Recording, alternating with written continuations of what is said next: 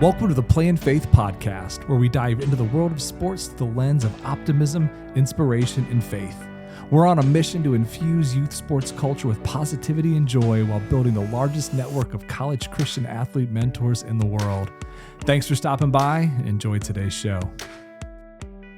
Hey, what's up, everybody? It is Coach Chris from the Play in Faith podcast. I am psyched. We've got an absolutely awesome interview today. We are talking with Warsaw Tiger basketball alum and Southeastern University basketball player, Miss Kacilyn Krebs. It is fantastic to have you today. How's it going, Kacilyn? I'm good. Honored to be here. Thanks for having me. Yeah, it's exciting. We've had some awesome conversations. I can't wait to share your message with the world and all these young athletes out there all across the country. So just real quickly, tell me where you are right now, because I'm recording from close to your hometown. You are not in your hometown. Yeah, no, not in my hometown. I'm actually in Palm Beach Gardens, like that county, all the way in South Florida. So yeah, not close to home at all, but good. And you're a senior right now, correct? Senior year? Yes, senior year. So we'll talk a little bit more about your career in a second, but so just tell obviously basketball is a huge part of your life, but you're doing some really cool stuff now outside of basketball. So tell me a little bit about what you're doing down here in the Florida area, Palm Beach Gardens, because Southeastern University is in Lakeland. Correct. Yes. Okay. Yes. Central Florida area. Now I'm in South Florida. So moved a little bit, but yeah, no, I actually am getting to do something that I just am so incredibly passionate about, and that actually stemmed from basketball, which is one of the greatest blessings that I've had. But now I'm getting to serve in students ministry at a church down here, and am getting to work alongside one of the directors there as a practicum student to also continue my college career. And I'm getting to just, again, work alongside students, getting to build relationships, do some really cool stuff through the church here. So that's really cool. I love when sports can lead to opportunities in life, which is kind of our main mission here, and then ministry. Yeah. So what's the name of your church again? I know it's like a really, really huge church down there in Florida. Like, you guys are doing amazing things. What's the name of the church again? Yeah, Christ Fellowship. Yeah, and that's John Maxwell's church. Correct? Yeah, he partners alongside this church, and I'm sure many others. But yes, yeah. Yeah, I would imagine many of our folks are familiar with Mr. Maxwell's work, and I think he's sold a couple 100 zillion books on leadership. Something like that. I think he's like one of the best-selling business authors of all time. And what's really cool is that they're all coming from a Christian perspective, even if it's a little more subtle. So wonderful that you are there. So let's back up just a little bit about what brought you to that region in the first place. So tell me a little bit about your playing career at Southeastern University. And just so you are aware, the episode with your former Coach Epperson, and Victoria, who I believe you and Victoria are buddies, correct? Yeah, Victoria did an awesome job. Victoria McKnight and Coach Epperson were on here. We had a blast with them. So tell me a little bit about your playing career at Southeastern. So I transferred into Southeastern my sophomore year of college, and played under Coach Brian Neal for a year. And again, I had a great experience with him. He was awesome. He ended up actually moving back away. He was moving away from home actually to come to Southeastern, and ended up finding a coaching position closer to home. And that's when Coach Epperson moved in. And again, I got to play for him for a little bit and have absolutely loved it. It was seriously just one of the most incredible experiences. I think getting to get a Christian education and also have so many Christian mentors pouring into me on and off the floor was something that was, again, really special that I didn't know that I needed coming out of high school. So yeah, just a really, really unique experience. I could not rave enough about Southeastern. So yeah, you can just tell they have such a special program down there. And I gave them both the compliment on air because we interviewed them at the same time, which was the first for us. Yeah. And put them on the spot, made them answer some questions about one another. And you could just see like the bond and the love and the friendship and just the respect and just some of the awesome things that you guys are doing down there. So I did not pre-ask Coach on this one, but if Coach Epperson was going to yell one thing at you during your playing career, what do you think he would have yelled at you most? And he's Honestly, not a yeller. We probably established that. He's not no, a he yeller. is not a yeller by any means, which I think is why I'm taken off guard. But no, he would probably tell me to relax. That was one thing. I remember before I left, he had told me, he was like, I don't think I've ever had a shooter be in their own head as much as you. And he was like, you're an incredible shooter, but like you just could never get out of your own head. So he would probably tell me to relax, is what I would know. Coach Everson may text me and correct me later. So I don't know. I will check in with him. I will. I need to tell him Yeah, hello and that we're let's praying see. for him this season now that the games are underway. So Right. what's funny is I don't know that is necessarily unique to you. Like obviously I'm coaching at a Yeah. much younger level, Yeah. but I'll give you an example. 2 days ago in practice, I'm shooting around with one of my girls. She's 13, 14 years old. Mhm. And kid came out and she must have canned 13 out of 15 Mhm. from anywhere from mid-range to 3-point range. And at that age, I mean, that is knocking down shots. And Right. the whole time she's telling me she's a bad shooter, that she's pushing it too much, her form isn't that good, and she's always in her head. And I was like, dude, you're out shooting a high school varsity workout right now, other Right. than maybe it's your dad's program. But for most people, right? I mean, most kids are not coming out here Yeah. and knocking down 13 out of Right. 15 in warmups. And she's always in her head. And I told her, I said, you know what's funny? As I've been hearing a lot lately about your weaknesses and what you're bad at and that you're not good at basketball. I said, but here's what troubles me. I'm only hearing it from one person, Mhm. and that's you. And I'm not a big fan of coaching liars, so maybe we can knock that off.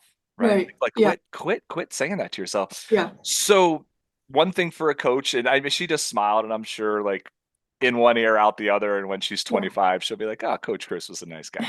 Right? Right. So your coach is telling you to relax. Mhm. How did you actually do that? Because I think we're all telling our athletes, have confidence, be bold, have some fun, but it Yeah. doesn't always land for the player. No, for sure. Um, and I actually would correct you. Even at 13 and 14, I don't think it goes in one ear, not the other. Okay. As much as it may seem like that, and as much as in the moment maybe it did, It does. it takes those people in your life that are going to like unapologetically say some of those things to you where it Yeah, doesn't sound fake. Nobody's forcing them to say it. sure. Um, and I know that that's nothing that I obviously could control in my life, was who was pouring into me. But I look back and I know that I had so many people that were just like my biggest fans, and Yeah. they got nothing from it.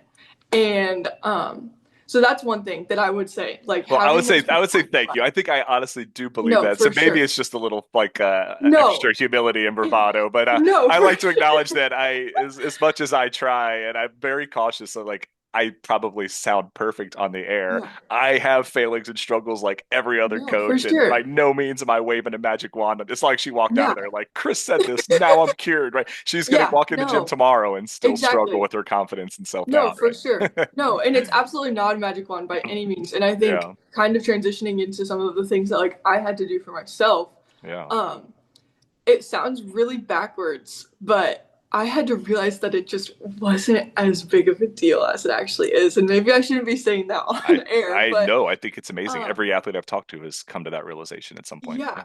I think especially for me, you get to college and you're like, oh, I did it. Like I got here and now what? And I think that's a big part of my story of just really figuring out like what I want to do with my life. Hmm. But in terms of like shooting and playing, I think you get to that point where you're like, okay, I did it. I got here, and now like yeah, I'm getting paid to do this and it's a really big deal and I want to perform well, but like my life doesn't depend on it. And I think you're at 13, 14, like even in high school, everything feels like that shot is potentially like the turning point that's going to get you a college scholarship. And it's just, it doesn't work like that. And I wish I could Sure. tell high school and middle school Kacilyn that it's Hmm. not that big of a deal. And I think I would have enjoyed it a lot more. Yeah. Um, and so I think I got to college and kind of it was just a habit at that point that like it was that big of a deal, even though I knew in my head it wasn't. Oh, sure. And so really like clothing myself in scripture, I think was what allowed for me to just have those moments of peace, like prior to games. and really reminding myself that like my purpose is so much bigger than putting a round ball through a hoop. Yeah. And so I hope that's answering your question. I feel like I'm kind of rambling at No, this point, but you're yeah, perfect. I'm glad no, we went there because I think that is something that a lot of people struggle with. And when you said you wish you could tell 13 and 14-year-old Kacilyn, like yeah, to me, like the part that energizes me about this mission is that people like you are going to tell 13 and 14-year-old yeah, someone, great. and they're going to listen to you far Yeah, more than they're going to listen to mom, dad, me, coach, anyone yes. else. But it is like a lot of pressure, and I think it brought up an interesting point, and I've been fascinated by this. So because college is the goal for Mhm. so many young high school, even late middle school athletes, it's get that scholarship, get to college, whether it's D1, D2, NAIA, D3, JUCO, just that's always the goal. Yeah. When you reach that goal, for all but a very, very, very small select few, that is the end of the playing journey. Like professional sports is not even a thought or a reality for 95, 98, 99%. So what is it like at that point? Because everything has always been next step, right? Right. Athletes, I'm an entrepreneur. I'm wired the same way. Mhm. I should just be loving this journey, but it's no, what's next with Play in Faith? We're Right, going to be in exactly. 50 states. We're going to be the law. Like it's always something else. Yes. So when you get to that something else, how do you stay motivated, focused, and find that passion and purpose? Yeah. I think that's part of why I absolutely love your mission because it's getting to talk to the kids that are going to potentially be playing in college prior to the time that they actually get there. Yeah. Um, because that was one thing that I was like, I felt a little unprepared, only because not in an athletic sense, not in an actual basketball playing sense. I spent my entire last 2 years of high school preparing for that. Um, it was everything else that comes with being a college athlete that nobody tells you about. The fact that like all of the mental battles that you're going to be playing now, because when you go to the gym and you think you're getting work in and nobody else is, three of your other teammates are in there, and you're no longer the best player, the best person on your team because they have selected all of the best from their teams, and now Sure. it's like this mental game of like a lot of comparison, and that can be a really slippery slope to get into. Hmm. That I had to, I feel like, get myself out of very quickly. Just especially with my first year of college basketball, that was something that I could absolutely not even have continued to go down, or else I really don't think I would have continued playing. But yeah, I think a lot of it came back to my faith. I think I grew up a lot riding on the coattails of my parents. Hmm. And I got to college and I was like, oh my goodness, this is not what has fulfilled me. And I thought Real for quick, the when you say long riding on coattails, are you talking athletically or are you talking spiritually? spiritually, Okay. actually, a little bit of both.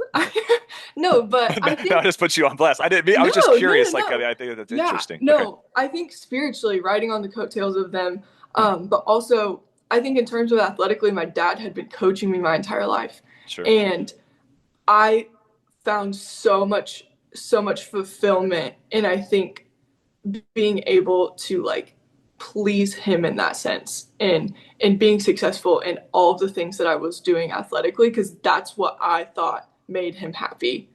Turns out it wasn't, but high school Kacilyn thought that that's what made dad happy. Sure. And so then I get to college and now this is all me. And I think it was the realization of like, okay, what actually fulfills me? What actually is going to be like some, not just like joy in the moment, but sustainable joy. And I think I've really quickly figured out the difference Hmm. between, I guess, not even joy, but like happiness and joy. They're very, very different. Sure. Um, Even biblically. Sure. yes, exactly. And so um, a lot of it was just again being really rooted in my faith and I think realizing like okay, like I said earlier, like it's so much bigger than basketball. My the purpose and the plan that the Lord has for me is so much bigger than basketball, and I think then getting to like bring that onto teams where maybe that wasn't the central focus, and getting to like be a leader, not just on the court, but also a spiritual leader for them. I think it took so much of the pressure off Hmm. athletically because I Right. was finding a purpose outside of what I was doing in between the black lines.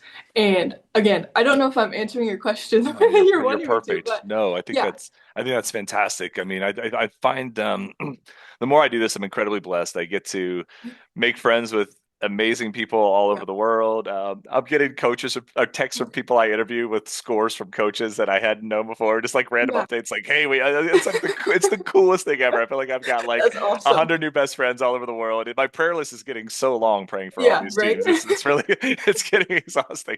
But no, I think what's so fascinating in these conversations is there's some recurrent themes that come up over and over and over again. Yeah. And I'm finding that athletes, whether they are 18, 19, whether they are in their 40s, 50s, 60s, Mhm. that at some point that realization that our sport is not who we are. What Yeah, matters is whose we are. right. And So when good. we find that, ironically, our performance improves Yeah, rather than weakens. When it right. becomes less about me, Hmm. the me actually becomes better, and that's just such a difficult thing to learn. But Yeah, I don't know if I've had a conversation yet where something along those lines hasn't come up. So no. I think Yeah. you answered the question very well. So I'm going to Thanks. back up even further.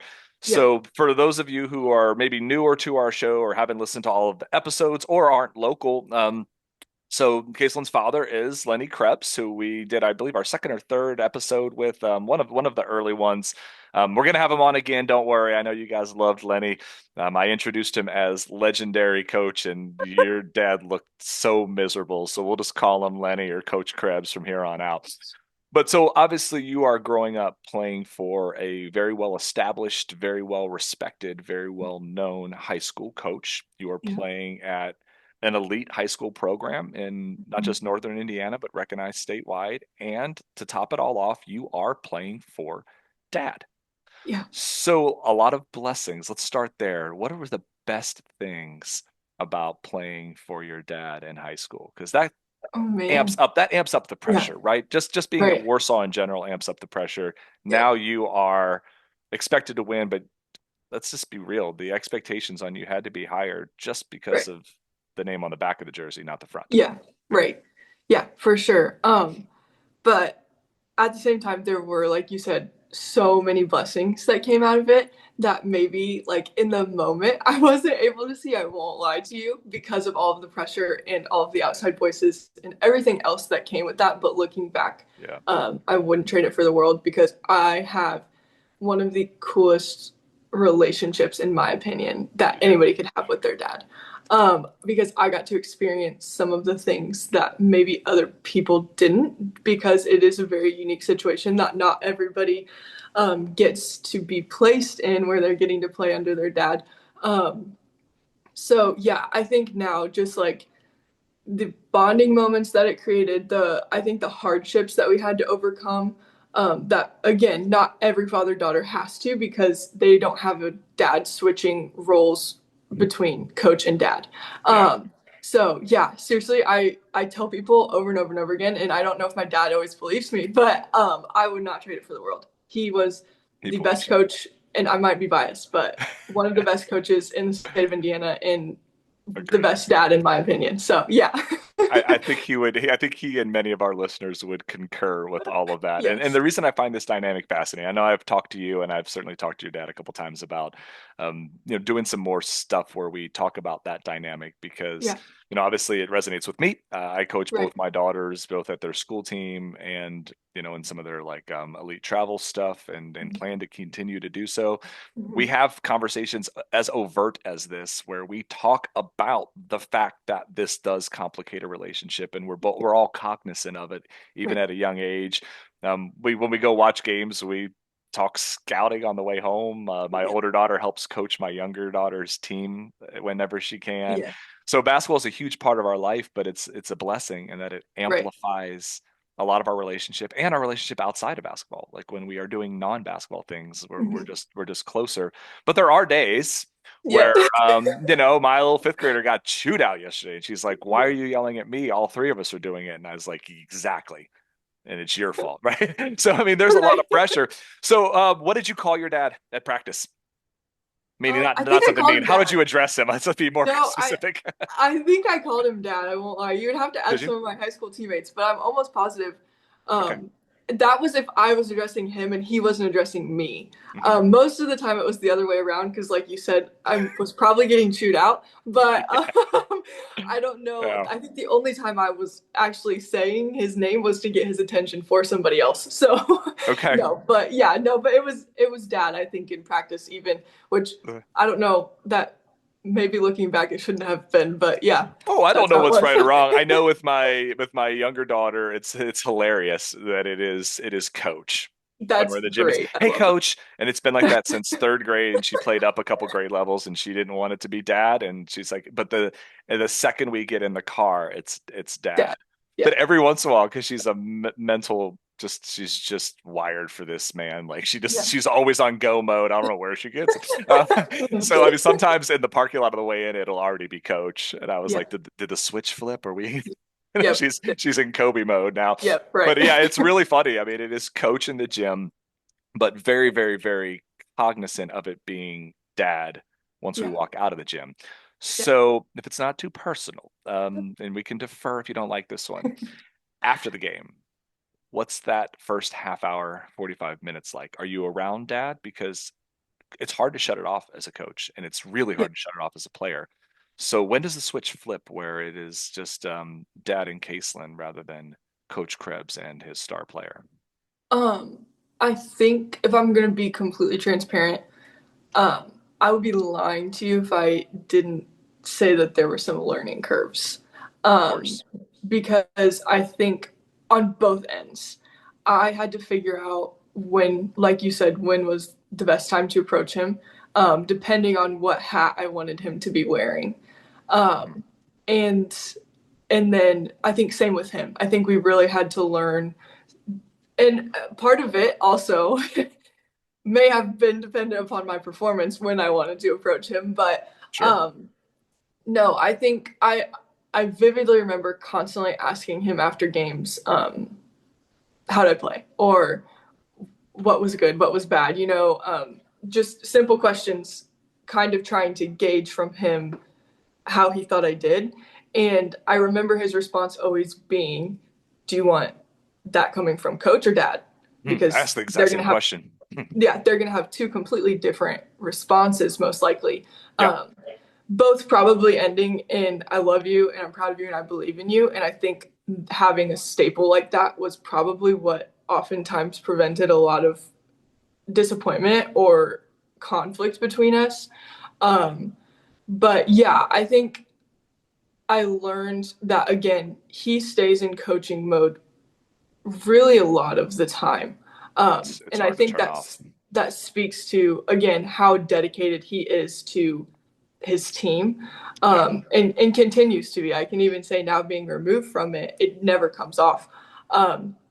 But I think by the time we got home, I could always it's kind of like your daughter. I could always it was my dad most of the time. Yeah. Some nights better than others again, but I Yeah. think I had to learn like I had to really get thick skin in a sense of he is always going to be my harshest critic because he's my coach.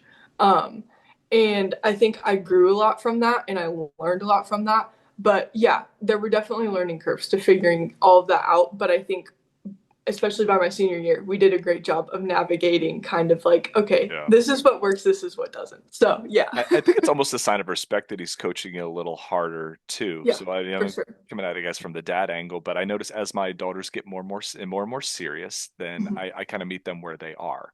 Right. Where, I would imagine for your dad, not only does he have the knowledge, resources, connections, and ability Mhm. to help you reach your goals, once it became your goal that I Right. want to do this beyond high school, coddling you isn't doing you any favors. No, right. But Exactly. And that line is such a difficult one to walk, right? Do you want to hear, Kacilyn, you played really hard and that was an excellent team and you gave it your best effort? Or do you want to mhm. hear, hey, you had a couple good drives when you got paint touches, but you took one extra dribble and that was a bad shot and you should have Right. kicked it back out and you're not, you know what I mean? A couple of those Yeah. screens you should have slipped. And like, do you want a breakdown of game film or do Yeah. you want an atta girl? And a lot of times we want both at the same time and it's just an Exactly. impossible guessing game, right? No, exactly. And that's where I think he did a really good job of also figuring out for me what he felt like I needed to hear. And I think as a coach, again, like you said, that's half the battle because oftentimes it doesn't work to combine the two. Um, and I can say that I feel like even now he's really figured it out. Like, okay, it seems like they're struggling. They probably don't need to hear that was a terrible shot. Like, Right. and not that he ever said that, but like, Oh, sure. you know what I mean? It's just, I think it's this balance of like, that goes beyond just like the dad and coach role. Like, even just for coaches, I think being able to like really figure that out is half the battle because, Yeah. especially with girls, I can say it can be one comment or one saying that gets spoken at the wrong time that can make or break their performance or make or break their confidence that day. And right or wrong, because again, my dad always talks about this elite level confidence that shouldn't be able to be faced by what people say. But like, let's be real, it doesn't always work like We're that, still even in the human real world. beings. Sure.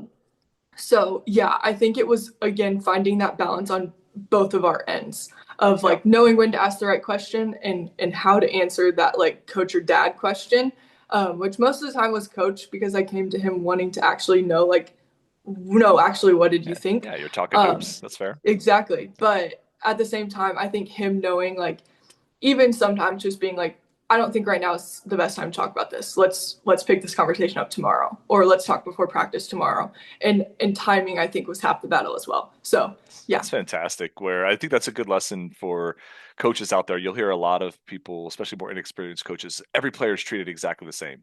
Mhm. And I always flinch at that and I say, well, what exactly do you mean? If we mean every Right. player is treated the same and that I love them, I respect them, I value them, I care for them on and off the floor, I pray for them, absolutely every player Right. is treated the same.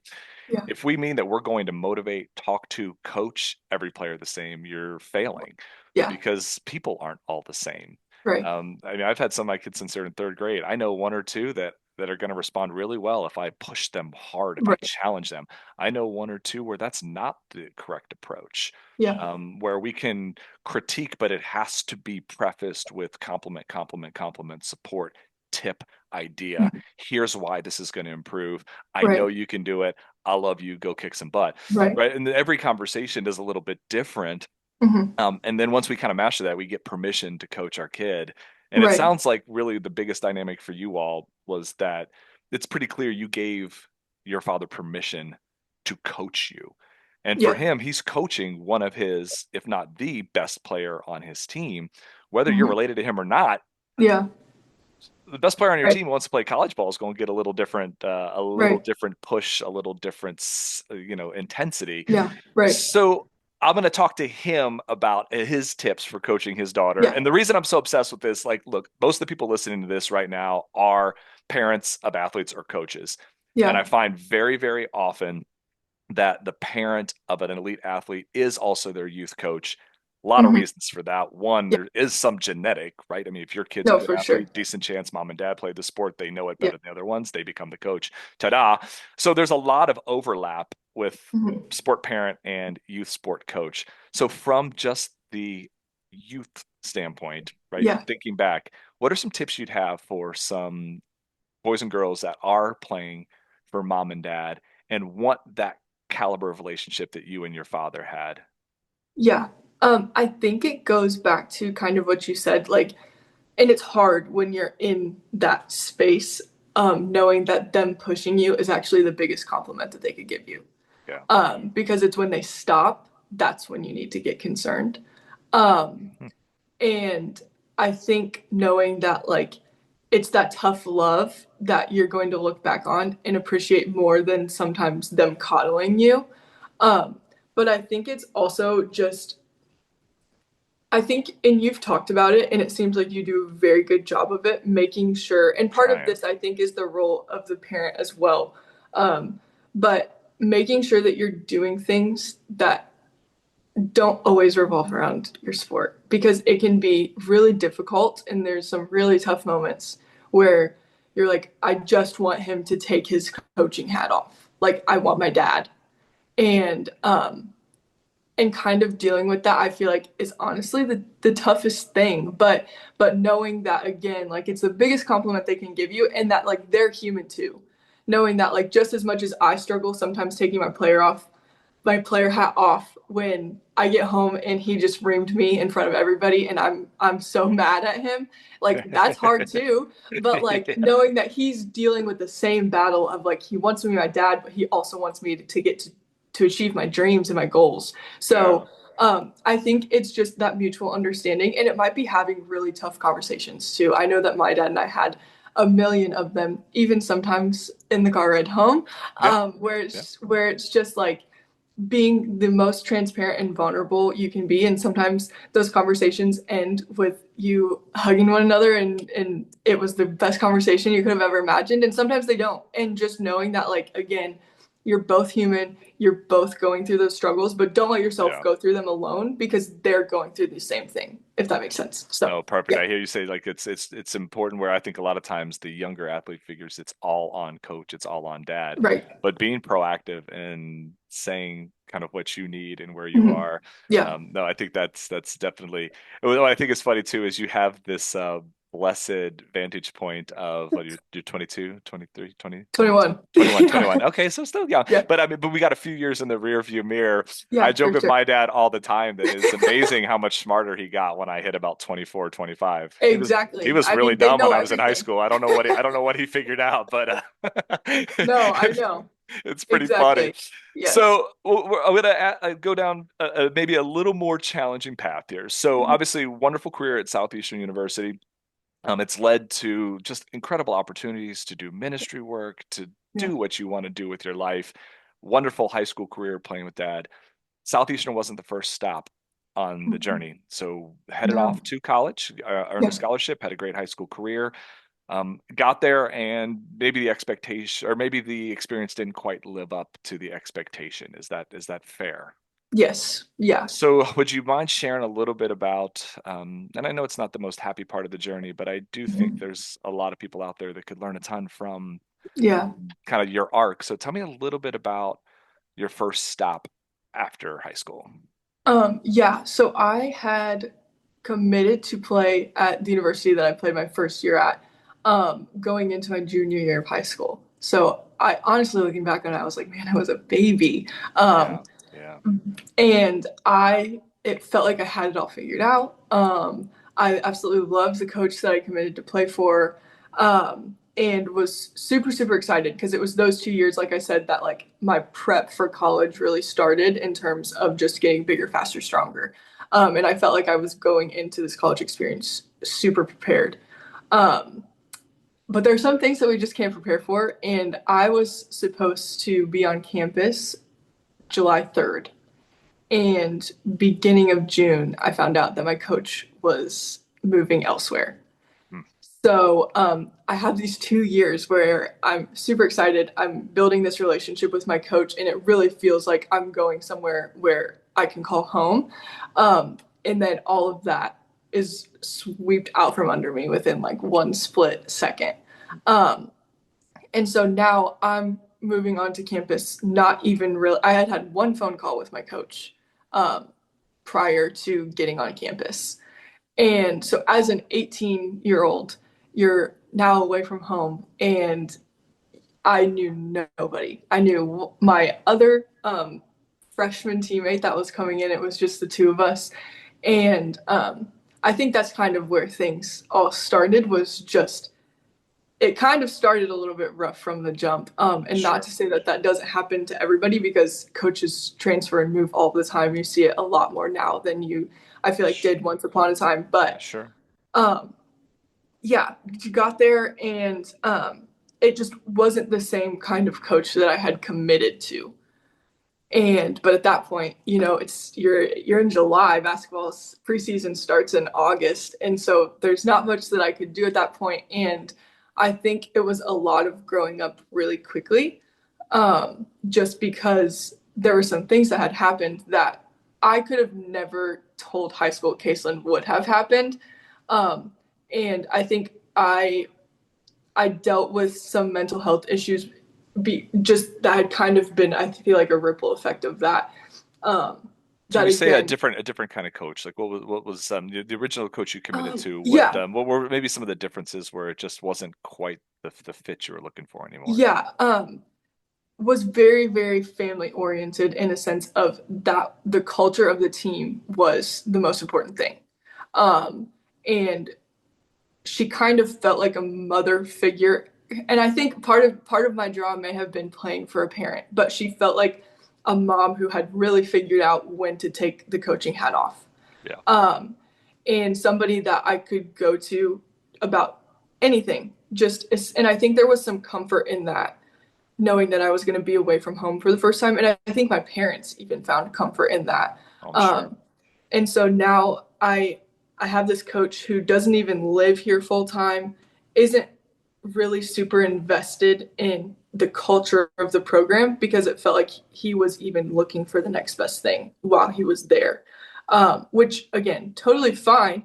It just wasn't what I was wanting. And I think I had committed to the school for basketball. Yeah. And Which I I think quickly most kids realized, do. Yeah. correct. I think I quickly realized I needed to like the school and like where I was at for the actual place where I felt like I could grow and really become who I am. And I didn't do that. I did it because it felt like the biggest and the best. And at the time it was. And I really do think if that coach would have stayed there, I would have played my 4 years out there and it would have been great. Praise God, it didn't happen like that because I wouldn't be where I am today. Exactly. If it wouldn't have happened like that. Gift of unanswered prayers. Exactly. No, seriously. It's like, I think even after some of the things that had happened, just playing for a coach that I think was the complete opposite of what I wanted. Um, We say it opposite, I mean not just like culture, but just kind of tone, coaching style. culture, Like it just tone, wasn't coaching resonating style. with I you. think, yeah, just even the way that our coach treated us as individuals Yeah. was something that I didn't even think was possible because I grew up in this very sheltered I know. community where it was like everybody loved everybody and that's just how it was. But um, just even like some of the terms and names used that I was like, what's happening? Like, Right, um, right. Like and you are your dad is, in addition to being an amazing coach, is, the son of yes, a preacher. So probably, yeah, while he's incredibly demanding, right, exactly. he's not And going I, to be demeaning to you on a personal level. And no, for sure. that's a tough adjustment. And frankly, one I don't think should exist, but I know it does. I know it Yeah, does. and it wasn't even like forgive me, it wasn't even like some of the like maybe the curse words used and stuff like that because I'd played AAU enough that like Yeah. Yeah. I kind of knew that was how a lot of people coached. I think it was just again, it was the way that we were treated as individuals and it just felt like there was very little care. And I think that's something that like again, I would go back and look at the people that I was surrounding myself with too because it's more than just the coach. It's more than just some of the players on the team. It's like that as a whole. Um, that is your family now because Yep. you're moving away from home. And so I think there were just a lot of factors.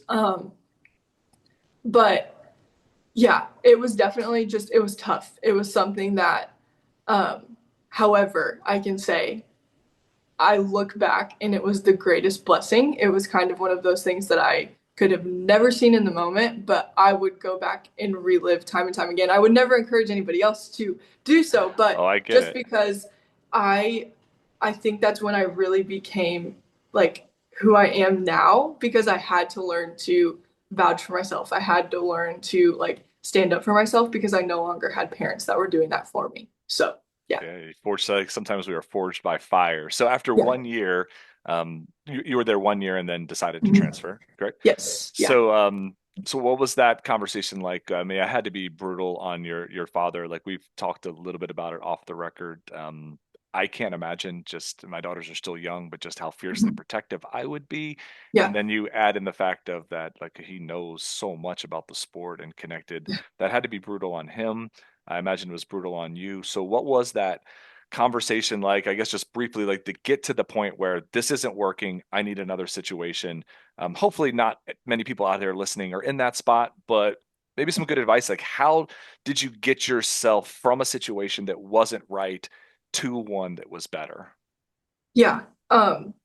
I feel like looking back on it, prior to the conversation, I thought it was going to be much more difficult than it was. Um, because I viewed it as being a quitter, I think, Mm, and that yeah, was just not how I was raised. yeah. You start something, you finish it out. And so I think, however, that freshman year was the first time where it felt like, oh my goodness, I got my dad back. Like I just have my dad. And sometimes I will ask him for his coaching point of view, but that's only if I ask. He's never going to give that to me unless I ask because he just gets to sit up there and beam with pride, getting to watch me do what I wanted to do my entire life. Yeah. Um, and so I think then to find out some of the things that were happening and some of the things that like you would never, ever, ever want for your kid, it was really hard for him to not come in and fix things for me. Yes. But like I said, it was that year that I really like became who I am. And so he, as hard as it was, both him and my mom had to come to that realization of like, she's 18. We have to let her figure this out. We can give her all the advice in the world. And so I think then bringing up transferring to them honestly felt like I was figuring it out. Like I think they realized like, okay, she's willing to like, I had done all the work, all the research, looked into all of the things of like, here are some schools that I want to look at, here's where I potentially want to go. And I think that was another moment where honestly, more than like he would have ever been proud of me on the floor, I think he realized like she did it. Like, It's awesome. and so the conversation just went so much better than I could have ever imagined because they were so incredibly supportive. And I think part of that was knowing that like they would have really honestly struggled more sending me back to that same situation the Yeah, next year than they would sure. have sending me 20 hours away from home. And I think that was like honestly the thing that I realized the most was coming out of high school, if you would have told me I was going to be living in Florida 20 hours away from my parents, I would have been like, yeah, right. Um, and so I think it was also like for both of us coming to that realization of it's not worth me being 2 hours away from home and unhappy if I can be joyful and extremely happy 20 hours away. And it Love makes it. the moments that I'm coming home not like this refuge point where I'm like, help me, and more like, come see what my life looks like. It's awesome. And so yeah, they were seriously, I could not rave about them enough. Like, they're the best parents in the world. And I think in that moment, I really realized how much they love me because they literally would have gone to the ends of the earth Oh yeah. for me in that time. So yeah. And to put a happy bow on it, because I always keep these tight, but I just find your story so fascinating. And Yeah, I thank you so much for being vulnerable and for raw and sure. honest. And I think you're going to impact so many people with your story, with your testimony. And maybe to put a happy ending on this one, you're going to influence so many people with your life. So you had Thank this you. great high school career, you had a fantastic college career. It Mhm. has come to a close. You are now a real boring adult, Yeah, like the rest right. of us listening. So you are engaged, correct? Yeah, yes, You're yeah. engaged to a wonderful golf professional, right? Yeah, he's a He's golfing. professional golfer. Yes, yeah. So you meet your fiance, you're working for one of the most amazing churches in Yeah, America, you're gonna wrap yeah. up your degree. And the cool part is that those family relationships and sports were such a powerful vehicle to get you from where you were to the life that you want to live. And to me, those are the stories that we're trying to tell. Mhm. So last question for you, Yeah. for all those little girls out there that just adore and look up to college athletes and high school stars like yourself, what would you tell a young girl out there who's just beginning that recruiting journey? Maybe she's eighth or ninth grade or Yeah. dreaming of it. What advice would you have for them to get to where you ended up? Yeah, and it might not be what you're expecting. I don't know. Because obviously my advice would be work hard, like put in the work because it's not easy. Sure. And it won't get any easier, but enjoy it. Don't let like the entire recruiting process strip your love of the game, because it really quickly can. Take some of the pressure off yourself and just enjoy it, because basketball, when you look back, is such a small part of your life in the grand scheme of things. And I wish I could tell myself not to get so wrapped up in everybody else's opinions and trying to get a scholarship and everything, because I think I would have had a lot more fun memories if I would have just let myself breathe a little bit. So yeah, enjoy it, because it does not last forever. So no, it does not. But thank you so much for sharing your ideas and wisdom. We're going to keep praying for you and your ministry work and your family, and just an absolute pleasure to get to meet you. Folks, you probably want more of both her and Coach Krebs. It's in the works. We're going to get you guys back on here, and you're going to make a lot of father-daughter relationships across the world even stronger and more healthy. So what a blessing to have you. I cannot wait to talk to you again. And thank you so much. And just an absolute honor to talk to you. Thank you, Kacilyn. Yeah, thank you. Thanks for tuning in to the Play in Faith podcast. If you love what you heard, please take a moment to rate our show and share it with your friends and fellow athletes. Together, we can spread the joy and positivity that youth sports deserves. And be sure to visit playinfaith.com for more fantastic resources. We're on a mission to build a vibrant community of Christian athlete mentors that are not just a voice your athlete will listen to, but one they should. Until next time, keep playing in faith.